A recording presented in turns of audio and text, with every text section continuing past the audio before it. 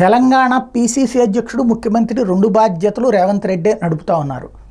వాస్తవానికి ఆయన్ని సీఎంగా ఎంపిక చేసినప్పుడు మార్చాలి, కానీ ఈలో పార్లమెంట్ ఎన్నికలు ఉన్నాయి కాబట్టి అప్పటికప్పుడు మళ్ళీ ఇద్దరి మధ్యన సమన్వయం ఇది సాధ్యం కాదు కాబట్టి ఆగారు. ఇప్పుడు ఒకవైపున చాలా టాక్టికల్గా రేవంత్ వ్యవహరించినటువంటిది ఏంటంటే ఏదైతే అధిష్టానం ఓ పక్కన ఎవరికి వాళ్ళకి లెక్కలు కడుతున్నటువంటి సందర్భంలో, అంటే ముఖ్యమంత్రి పదవికి సంబంధించి ఎన్ని సీట్లు వచ్చినాయి మనం అధికారంలో ఉన్నటువంటి చోట్ల హిమాచల్ ప్రదేశ్, కర్ణాటక, తెలంగాణ ఈ 3 చోట్లకి ప్రత్యేకంగా విచారణ కోసం వాళ్ళ పార్టీ అధినాయకత్వం నుంచి కమిటీలను పంపిస్తున్నటువంటి దశలో సీన్ మారింది. అందులో భాగంగా రేవంత్ తెలివిగా దాన్ని డైవర్ట్ చేయడం కోసం అని చెప్పేసి ఓవైపున బీఆర్ఎస్ ఎమ్మెల్యేలని చేర్చుకోవడం పార్టీలోకి, తద్వారా తన ఉనికి కాపాడుకునే ప్రయత్నం చేస్తున్న, తనకు ఇబ్బంది రాకుండా చూసుకుంటున్నారు.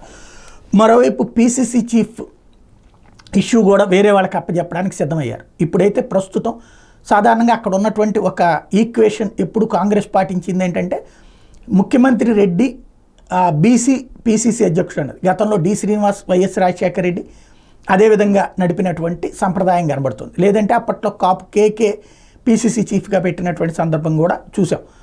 ఇప్పుడు ప్రస్తుతం చూసుకుంటే అటు బీసీ వైపు నుంచి అయితే గౌడ్ సామాజిక వర్గానికి సంబంధించిన వర్కింగ్ ప్రెసిడెంట్ మహేష్ గౌడ్తో పాటుగా మరొక వైపున మధు యాష్కి గౌడ్ పేరు కూడా వినబడుతుంది. సుదీర్ఘకాలం పాటు ఎంపీగా చేసినటువంటి వ్యక్తి, లాంగ్ గ్యాప్ కూడా అయిపోయినటువంటి, కాకపోతే రాహుల్ టీంలో ఉన్నటువంటి వ్యక్తి.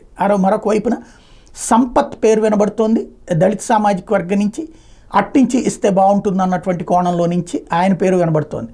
ఇంకొక వైపున అద్దంకి దయాకర్ పేరు కూడా వినబడుతుంది దళిత సామాజిక వర్గం నుంచి, ఎందుకంటే మనం తనకి అవకాశం ఇవ్వలేకపోయారు కాబట్టి ఇప్పుడు అందులో రేవంత్తో సమన్వయం చేసుకుని ముందుకు వెళ్ళగలరు సంపత్ అయినా ఇటు అద్దంకి దయాకర్ అయినా, కాబట్టి అటు పేర్లు వినబడుతున్నాయి.